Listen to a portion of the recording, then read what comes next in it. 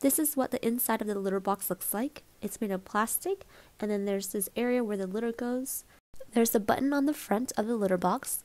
The box is set to automatic mode by default, but you can press and hold the button for about 3 seconds to manually clean up the litter. When it's in cleaning mode, the round part or drum spins counterclockwise.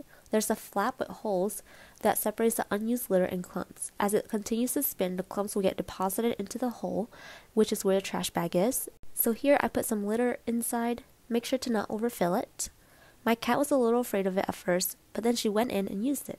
She is a small cat weighing about 8 pounds. She was able to get in and out just fine.